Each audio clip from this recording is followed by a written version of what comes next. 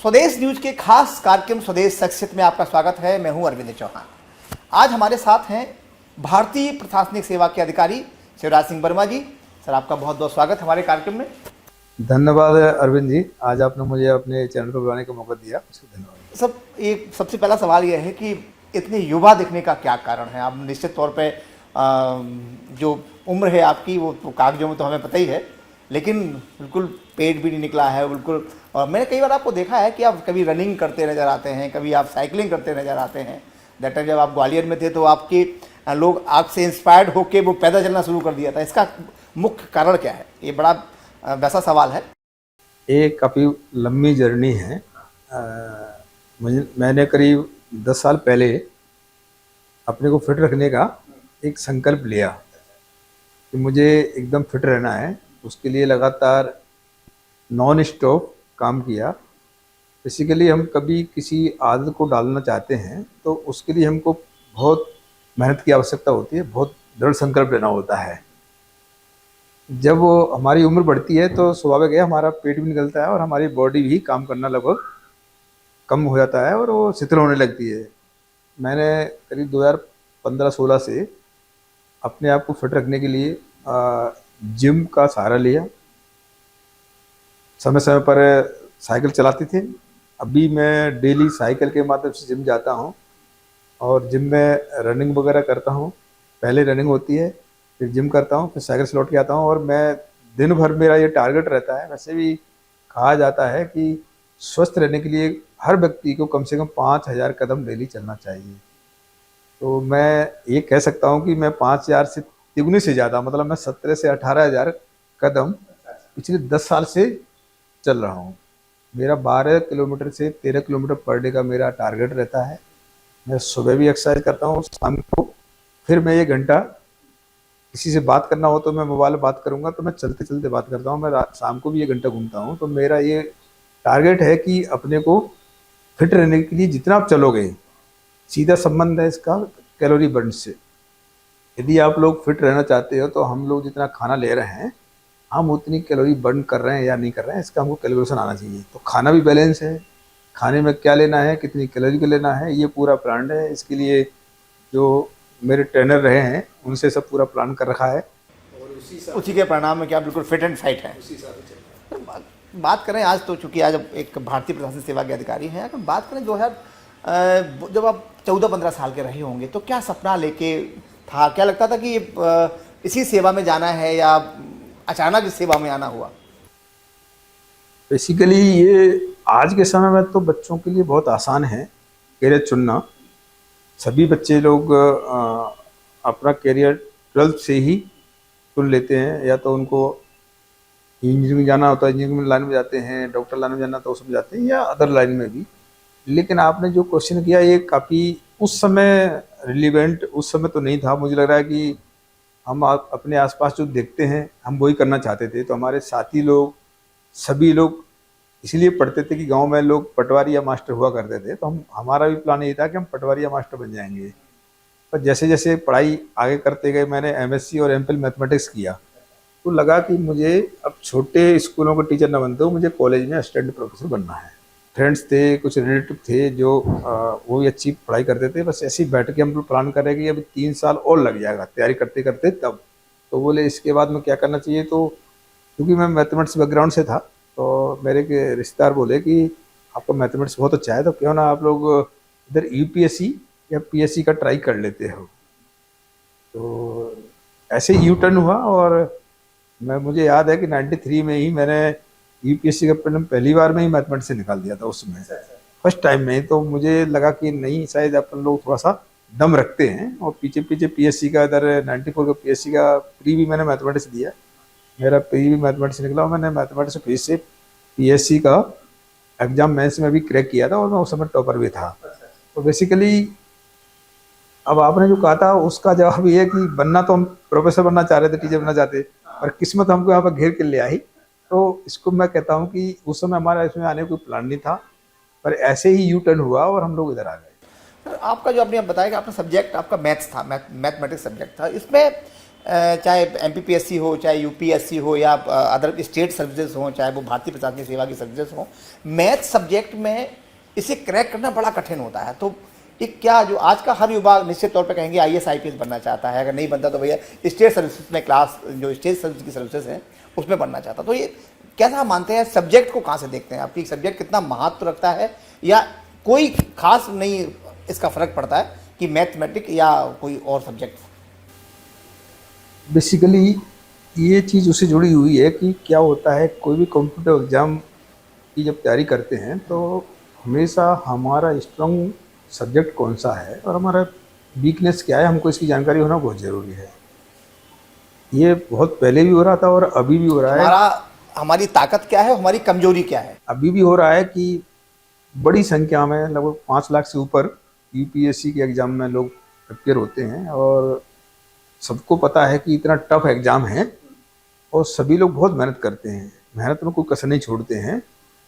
उसमें strategy planning अपने साथ सब लोग करते हैं। जैसे मैंने कहा कि हर व्यक्ति का जो मेन सब्जेक्ट होता है वो कोशिश ये करता है कि मैं इसमें मैक्सिमम स्कोर करूं, तो वो जिसमें वो कमज़ोर है उससे उसका बैलेंस बना रहता है। तो मेरे को लग रहा है कि आज के समय में पढ़ाई और ज़्यादा टफ होती जा रही है। वैसे बहुत आसान भी है इस मामले में कि मुझे याद है जब हम लोगों ने तैयारी की थी तो हमारे पास में स्ट्रेटेजी का मटेरियल नहीं हुआ था। मैथमेटिक्स फिजिक्स के कोई सिलेबस के हिसाब से बुक्स ही नहीं थी, कहीं 2 चैप्टर यहाँ से ढूंढे, 2 वहाँ से ढूंढे, इस तरह से हमने तैयारी की। तो उस समय बहुत मुश्किल था तैयारी करना, मोबाइल भी नहीं थे, नेट की तो सुविधा बात की बात है। तो पहले पढ़ाई करना और मुझे लगता बहुत ही मुश्किल था।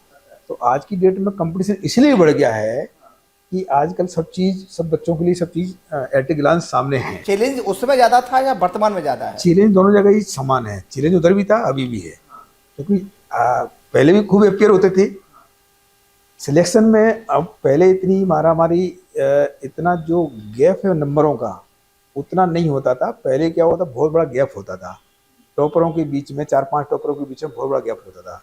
और अब कंपटीशन ज़्यादा इसलिए हो गया है कि अब जो सिलेक्शन की जो मेरिट बनती है उसमें बहुत ज़्यादा डिफरेंस नहीं होता है, क्योंकि सभी के पास में अच्छा मटेरियल है, बहुत स्किल्ड हैं, बहुत मेहनत करने लगे हैं। और चूँकि एक सपना है आईएएस वगैरह, आईएएस आईपीएस बनना, मतलब यूपीएससी के थ्रू आना। मैं देख रहा हूँ बच्चे बहुत मेहनत कर रहे हैं और रिजल्ट तो हम देखते हैं कि हर साल 1000 सीट निकलती हैं, 5 लाख में से 1000 रुपये आगे सिमटना है। तो बड़ा चैलेंज तो है ही। बहुत चैलेंज है। अच्छा, आपने अगर बात करें, बड़वानी आप कलेक्टर रहे हैं, तो आपका मैंने रुझाव ग्वालियर भी देखा है और जो कई जगह आपकी पदस्थापना रही वहाँ देखा है। पर्यावरण में आपने कई जगह अच्छा काम किया है, तो इसके पीछे लॉजिक क्या रहा है? क्योंकि एक निश्चित तौर पे आप अगर प्रकृति को कुछ देंगे तो ही प्रकृति आपको कुछ वापस करेगी। तो पर्यावरण में आपने क्या क्या काम किए वर्तमान में? बेसिकली इसके पीछे सब कुछ सोच का को रहता है। हम लोग जनरली देखते हैं कि इस पूरे सिस्टम में 2 या 3 तरह के लोग रहते हैं। एक लोग हमेशा चाहते हैं कि ऐसा होना चाहिए, ऐसा होना चाहिए, ये करना चाहिए, परंतु वो करते नहीं हैं, वो पॉइंट आउट करते हैं। ये सबसे पहले इसका पीछे कारण ये था कि जब मैं 2015 में ग्वालियर में एडीएम था तो वहाँ पर जो कलेक्ट्रेट बना हुआ उस पहाड़ी पर ऊपर टॉप पर पौधे नहीं थे, आसपास पौधे थे, ऊपर नहीं थे। तो लोग गाड़ियाँ रखते तो गाड़ियाँ तपती थी। मैं देखता था कि गाड़ियाँ तप रही हैं और वो जब जाते थे तो बड़ा उनको कष्ट होता था। तो वहाँ से मेरा विचार आया, मैंने कलेक्ट्रेट में सबसे पहले वहाँ पे 1 महीने की तैयारी करके वहाँ पर 1100 पौधे हमने एक दिन में लगाए पूरे टॉप पर पहाड़ी पर। तो वो कई पौधे इस समय बड़े बड़े जंगल सा बन गए यहाँ पे और वो बहुत ग्रीन बेल्ट सा अच्छा लगता है। उसके बाद से चूँकि ग्वालियर में रहते हुए मैं उस समय शासन की ओर से आनंद विभाग गठन किया था, तो मैं उसका नोडल ऑफिसर भी था। तो आनंद विभाग का एक सूत्र वाक्य है, आनंद विभाग का जॉय ऑफ गिविंग।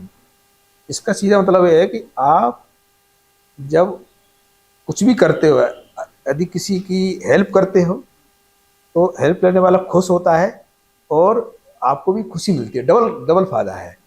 तो पूरी पहाड़ी पर हम लोगों ने 1 महीने तक लग करके, हमारे यहाँ पे एक एसडीएम थे लोकल में, मैंने ये काम उनको दिया गया था, उन्होंने 1 महीने तक लगातार जेसीबी से गड्ढे वगैरह पूरा करके, बढ़िया हार्ड रॉक था पहाड़ी, मतलब हार्ड थी, तो बहुत मेहनत करनी पड़ी। तो उस पूरी पहाड़ी का प्लान किया गया, 30,000 पौधे एक दिन में लगाने का प्लान किया गया, एक दिन में। तो पूरी पहाड़ी पे लगातार गड्ढे खोदे गए, उसमें खाद की व्यवस्था, मिट्टी की व्यवस्था पहले सब कर ली गई थी।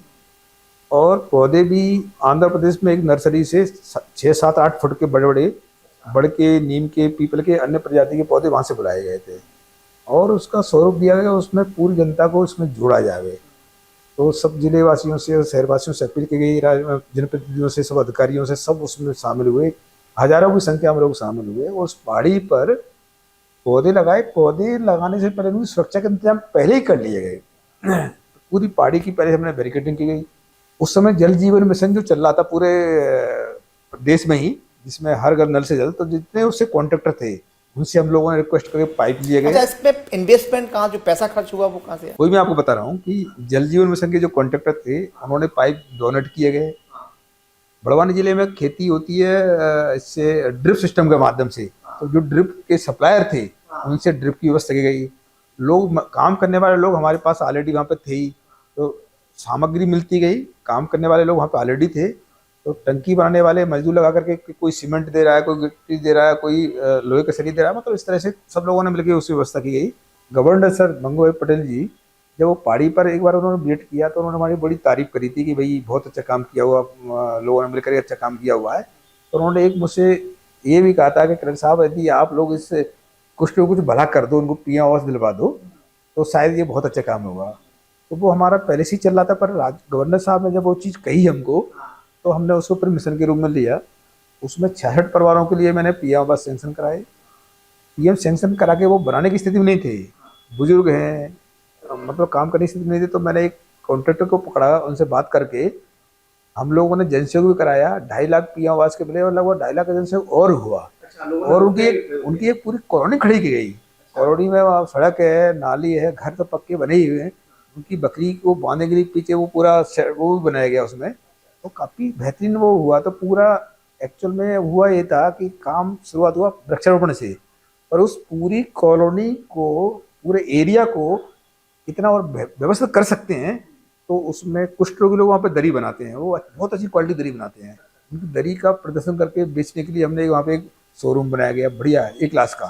पूरी पहाड़ी को, मतलब उसमें जितने गवर्नमेंट की जितनी स्कीम है उनका प्रमोशन करने के लिए भी उसको रखा है, क्योंकि सरकारी लोग जब उसमें जुड़े तो सरकार की योजना का प्रमोशन करने का उससे अच्छा तरीका हो नहीं सकता है। जिले के सारे बच्चे, स्कूल के बच्चे बसों से भर भर के उसकी स्टडी करने आते हैं, पिकनिक मनाते आते हैं, क्योंकि वो पूरे जिले में उससे अच्छा कोई स्थान नहीं है। वहाँ पे खाने पीने का अरेंजमेंट भी है। खाली जगह थी पूरी पहाड़ी उस समय, तो कुछ था ही नहीं वहाँ पे, मतलब कोई जाते नहीं था। ये पूरा 6 महीने हुआ, अच्छा, नॉन स्टॉप। उस पहाड़ी तक हमने दूसरी रोड भी बनाई गई, एक वेलकम गेट बनाया गया, उसमें इतने प्रकल्प जोड़े गए क्योंकि उसमें उस तक जाने का रास्ता नहीं था, घूम के आना पड़ता था लोगों को। तो हमने मेन रोड से उसको कनेक्ट करके एक रोड बनाया गया। तो ये बहुत अच्छी उपलब्धि आपकी रही। मुझे लगता है कि वो शायद मेरी लाइफ का सबसे बेस्ट काम। क्या बात है, क्या बात है। ये तब, और चूंकि आप जिस खुशी से बता रहे हैं तो निश्चित तौर पे आप अपने आप में लगता होगा कि मैंने समाज के लिए बहुत कुछ किया है। सर, एक मेरा बड़ा छोटा सा सवाल है, IAS IPS हूँ और एक अक्सर आपने खबर देखी होगी कि फला MPPSC पास आउट ने या किसी SDM ने या किसी अधिकारी ने सुसाइड कर लिया, तो आपको क्या लगता है इतनी बुद्धि के बाद ये सब होना, कहाँ कमी पाते हैं आप? मैथमेटिक्स के स्टूडेंट हैं, आपने कोई इजाद भी किया है, तो क्या इसमें कुछ उसे जोड़ा जा सकता है? बेसिकली ये आज के समय में एक बहुत बड़ी समस्या है कि जितना हम तेजी से विकास कर रहे हैं उतना तेजी से हमारे विचारों में नेगेटिविटी भर रही है। क्योंकि सामान्य तौर पर हम लोग पाने की दिशा में तो कोशिश करते हैं, पर असफल होने का हम लोग कोई तैयारी नहीं करते। अच्छा। कि हमारे किसी चीज़ में बैलेंस कैसे करें। तो जैसे कि आपने जो कहा है, मैंने काफ़ी चीज़ मैं अच्छी बुक्स ही पढ़ता हूँ और मेरे दिमाग में कुछ चीज़ आती है। मैं मैथमेटिक्स का आदमी हूँ, तो एक बोर्ड मास का फॉर्मूले के बारे में आपने नाम सुना होगा। क्या नाम? पूरा बोर्ड मास। हाँ, बोर्ड मास अंकगणितीय सवालों को हल करने का फॉर्मूला है।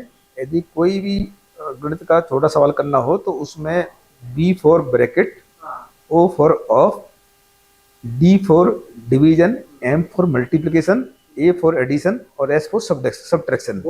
बोर्ड मास मतलब इसको हिंदी में भी मुझे याद है, जब मैं 1980 में प्राइमरी में था तब मैंने हिंदी में एक दुआ पढ़ा था, वो मुझे अभी तक याद है। उसको हिंदी में भी इस तरह से बोलते हैं कि काक करके पुन भाग कर, फिर गुण ले सुजान, ता पीछे धन ऋण कर, भिन्न रीत यही जान। तो ये इंग्लिश का बोर्ड मास, हिंदी का दुआ, ये इतना इम्पोर्टेंट है मैथमेटिक्स में कि यदि इसमें हमको ये नहीं आता है तो हम मैथमेटिक्स में बहुत कमजोर हैं। क्या इसमें लाइफ में भी कुछ इसमें सीखने यही को मैं मिलता है? करेक्ट कर रहा हूँ कि मैथमेटिक्स में यदि बोर्ड मास फॉर्मूला नहीं आता तो हम मैथमेटिक्स में बहुत कमजोर हैं और मैथमेटिक्स वालों को हल नहीं कर पाएंगे। मेरे दिमाग में काफ़ी दिनों से विचार चल रहा था, तो मैंने इस बोर्ड मास को लाइफ से कैसे कनेक्ट करें, लोगों की ज़िंदगी में कैसे उपयोगी हो। शायद मैंने कहीं ना तो लोगों से सुना कि लाइफ में बोर्ड मास का फॉर्मूला यूज होता है, या मैंने कहीं पढ़ा नहीं था, पर मेरे दिमाग के ऊपर मैंने काफ़ी स्टडी किया। जो आपने कहा था कि कुछ लोग बड़े बड़े पदों पर पहुंच करके भी वो डिप्रेशन में या कर लेते हैं, तो मैं मानता हूं कि बी फॉर बैलेंस, संतुलन। हमारी जिंदगी में संतुलन बहुत जरूरी है। संतुलन किस चीज़ का? आपके जॉब का, आपके परिवार का, आपके आसपास का, आपके रिश्तों का। इनका यदि बैलेंस नहीं है तो आपकी उपलब्धि वो किसी काम की नहीं है। आपके विचार आपको परेशान करेंगे और आप लोग किसी हद तक भी अपने को नुकसान करने की स्थिति में हैं। दूसरा, मैंने इसको ओ को अपॉर्चुनिटी से जुड़ा हुआ है। डी जो है बहुत इंपॉर्टेंट पॉइंट है लाइफ में। D for determination. डिटर्मिनेशन का मतलब है कि हम कोई भी काम करें, कोई भी सपना देखें, यदि हम दृढ़ संकल्पित नहीं हैं, यदि हमारा संकल्प दृढ़ नहीं है, तो वो हमारा सपना बन के रह जाएगा, हम उसको हासिल नहीं कर सकते हैं। इसमें एम एक बहुत इंपॉर्टेंट पार्ट है। एम हमारे माइंडफुलनेस के लिए है। माइंडफुलनेस ये है कि हम लोग जनरली हमारे जो दिमाग की जो उपज है, वो दिमाग में जो विचार आते हैं, या तो हम भूतकाल की समस्याओं से हमारे दिमाग में घूमती रहती हैं। भूतकाल की चीज़ें हमारे दिमाग में घूमती हैं, हम भविष्य के बारे में सोचते रहते हैं, पर हम वर्तमान में जीना बंद कर देते हैं। जैसे दृढ़ संकल्प करोगे, आप वर्तमान में जी कर काम करोगे और फिर एक्शन लोगे, तभी आपको कोई उपलब्धि हासिल हो सकती है। तो एक्शन बहुत इंपॉर्टेंट पार्ट है। आप देख सकते हो कि ढेर सारे लोग इतने ज्ञानी ध्यानी मिलेंगे, इतनी जानकारी मिलेंगी, पर उपलब्धि के नाम पर उन पर कुछ नहीं है। अब मैं कई बार देखता हूँ लोगों को, कई कुछ लोग कहते हैं कि मैं डबल MA डबल PhD जी हूँ, पर उसका जब तक उसने यूज नहीं किया हुआ, एक्शन नहीं लिया, अप्लाई नहीं किया, तो वो उसकी नॉलेज किस काम की? जिसकी मैं बात कर रहा था आत्म देखभाल के लिए, तो वो फंडा हमारे हैप्पीनेस से जुड़ा हुआ है। आत्म देखभाल में हम लोग सबसे इम्पोर्टेंट पार्ट हमारा है हमारे फिटनेस का। तो शुरू में जैसे मैंने बताया कि फिजिकल फिटनेस के लिए हम कोई भी एक्टिविटी करें, आप वो काम जरूर करो जिसमें आपको कम से कम पसीना आने लगे। हमको जब पसीना आएगा तो हमारे जो बॉडी के जो बेकार तत्व हैं, बेकार सेल्स हैं, वो बाहर निकलेंगे। इसका सीधा मतलब है कि हमारे में चेंज आ रहा है, हम अपने कंफर्ट जोन से बाहर निकल रहे हैं। अब दूसरा, हमारा मेंटल हेल्थ पर काम करने के लिए आधा काम तो फिजिकल हेल्थ ने वाला तो कर कहीं ना कहीं ये कमी मेंटल हेल्थ और फिजिकल हेल्थ की कमी IAS IPS या दोनों बड़े लोग हैं। दोनों का सर है। यदि हमारी फिजिकल हेल्थ अच्छी नहीं है तो हमारी मेंटल हेल्थ भी अच्छी नहीं होगी। अच्छा अच्छा। फिजिकल हेल्थ अच्छी हो रही है तो हमारी मेंटल हेल्थ। इसमें एक छोटा सवाल ये कि आप चूंकि प्रशासनिक अधिकारी हैं, तो राजनीतिक कभी दबाव पड़ा आप एज ए कलेक्टर होते हुए? तो निश्चित तौर पे, क्योंकि मैंने बहुत सारे अधिकारियों को इंटरव्यू किए हैं, तो वो हालांकि टाल जाते हैं कि हाँ वो चूँकि राजनीतिक व्यक्ति हैं, वो भी समाज का पार्ट हैं, और हम चूँकि वहाँ प्रशासनिक अधिकारी हैं, तो तालमेल बिठा के चलते हैं। तो ऐसा लगा कभी कि मानसिक दबाव इतना हो सकता है कि आदमी को आत्महत्या करनी पड़े? इसको मैं ज़्यादा मैंने महसूस तो नहीं किया हुआ है। मैं तो ये मानता हूँ कि हर चीज़ में अपने काम में क्लैरिटी होना बहुत ज़रूरी है। यदि हमको जो चीज़ कर सकते हैं या नहीं कर सकते, कोई भी राजनीतिक जो प्रतिनिधि हैं हमारे, सामान्य तौर पर वो गलत काम के लिए दबाव डालते हुए मैंने आज तक देखा नहीं है किसी को भी। क्योंकि आप लोग यदि कुछ गलत कर रहे हो तो फिर वो आपको बोलेंगे, तो आप फिर प्रेशर में रहोगे, क्योंकि आप कर रहे हो, फिर आप मना नहीं कर सकते।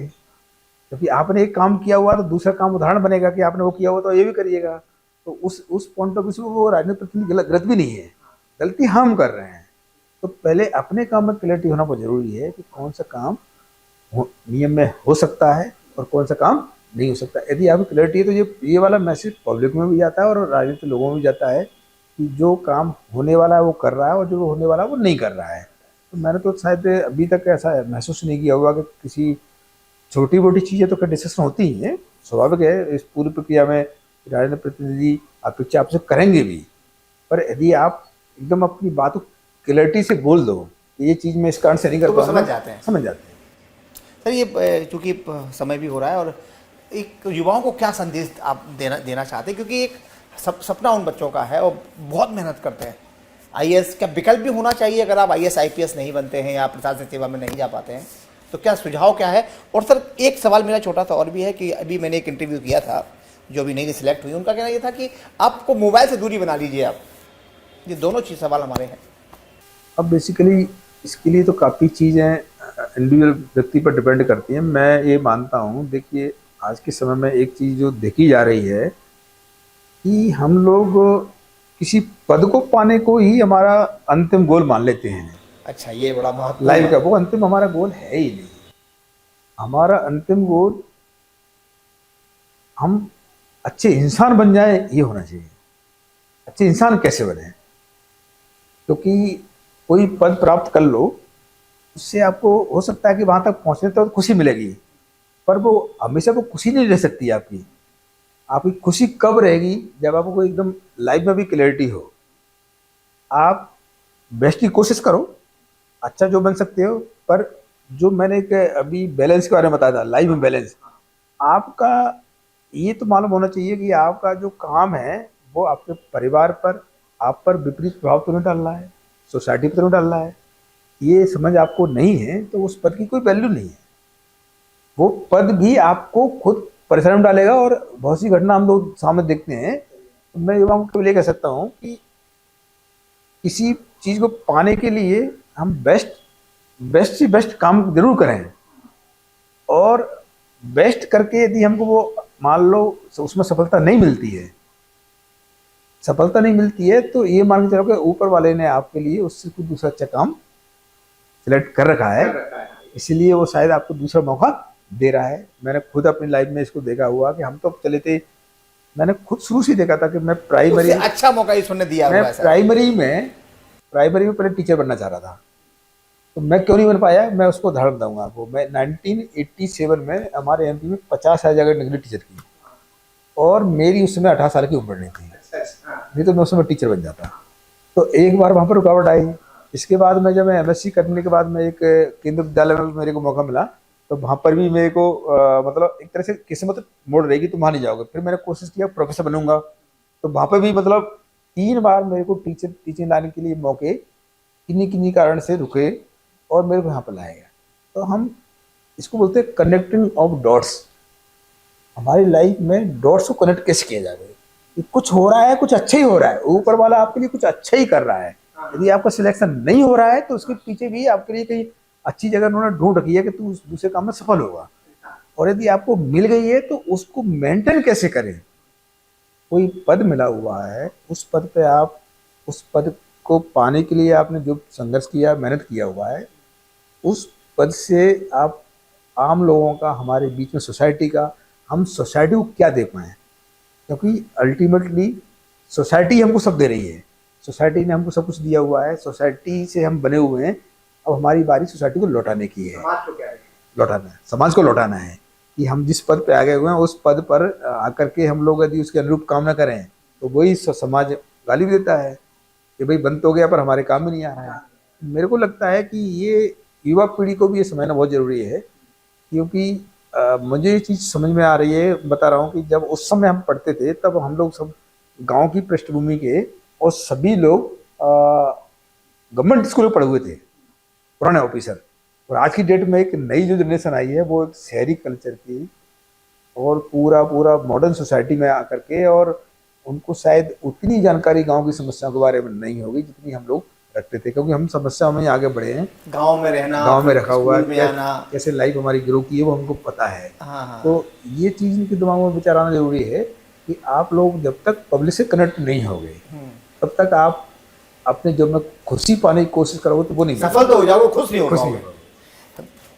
नमस्कार, हमारे साथ थे आईएएस ऑफिसर शिवराज सिंह वर्मा ने बड़े अपनी अनुभव की बात कही और कहा कि हम तो टीचर, अध्यापक बनना चाहते थे, लेकिन प्रकृति हमें कहीं और ले गई, किस्मत कहीं और ले गई। इसलिए उन्होंने ये भी कहा है कि अगर आप यूपीएससी का एग्जाम देने जा रहे हैं या एमपीपीएससी या किसी भी स्टेट सर्विसेज का या इंडियन सर्विसेज की आप वहाँ जा रहे हैं, तो आप उसमें एक विकल्प भी रखिए।